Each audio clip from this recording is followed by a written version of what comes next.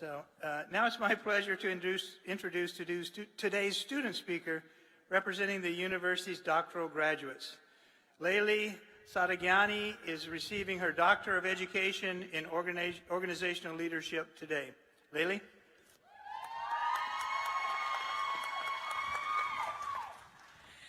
First, I would like to thank UMass for giving me this opportunity to speak and share my story.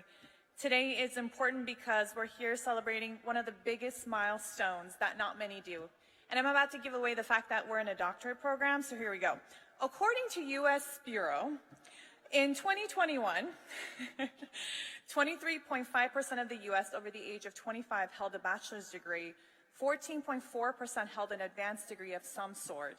With that said, to my dear peers, reflect on this achievement and know that you are one of the blessed individuals to join this population. Well done. Today, I feel fortunate, excited, confident. In fact, confidence is a very renewed feeling for me. My name is Leili Sadaghiani, and I'm graduating with a Doctorate of Education in Organizational Leadership. My family and I moved to the United States when I was 10 years old. I knew 3 words in English, clown, thanks, and hello, but had the self-confidence that many 20-something-year-olds can only dream about.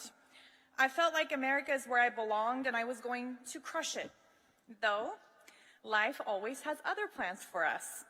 Since I moved here, I haven't eased my way nor felt like I crushed through anything.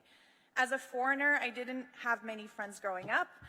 I was also a serious student since I was not only trying to fit into a culture, but also build a successful life that my parents brought me here for. By the time I was 16 years old, I felt unwanted. But luckily, my story has a happy note to it. With all the hardship I have gone through, whether it was health, panic attacks, and the relationship, constant moves, toxic jobs, I would do all of it all over again. There's a reason why life has other plans for us. It's only through pressure and experience that we learn the most valuable lessons.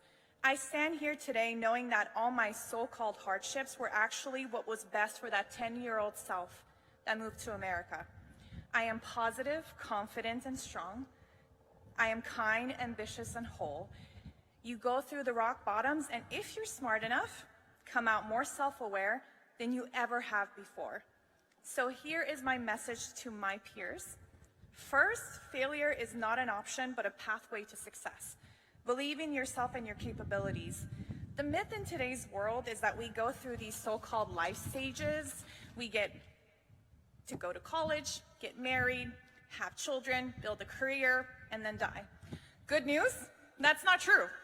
Life looks different and you hit stages however and whenever you want. Stop believing in this made-up timeline you hear about, and you'll understand that failure is nothing but standards someone made one night when they were bored and just wanted to feel superior to us.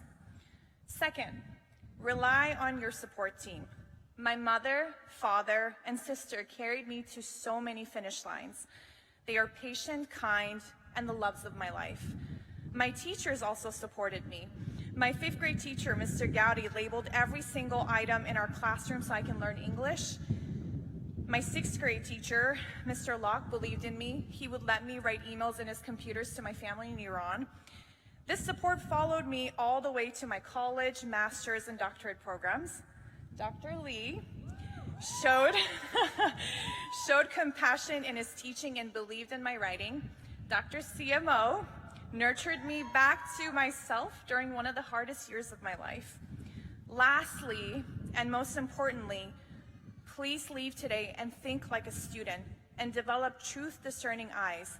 Malak John is a poet and a writer I find most inspiring. She lived in a remote village called Jehunabad in Iran and spent most of her life blind. But did that ever stop her from learning? Absolutely not. She took on music, lived independently, learned various subjects like politics and spirituality.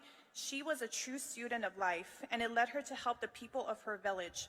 She even helped the women in Jehunabad be more independent and less reliant on the men of the village. She's quoted to say, "The comprehension of truths is better for human beings than anything else. Try to acquire truth-discerning eyes and truth-discerning thoughts so that you are no longer deceived by appearances. In closing, I want my peers to leave today knowing that while we celebrate this milestone, there is so much more to come, and it doesn't matter if they're hardship, joyous, or boring moments. We learn from them, celebrate them, and try to take the lessons to make the world a better place. Congratulations, class of 2023.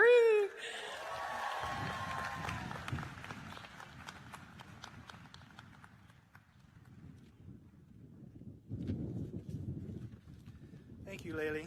Very inspirational. Graduates and guests,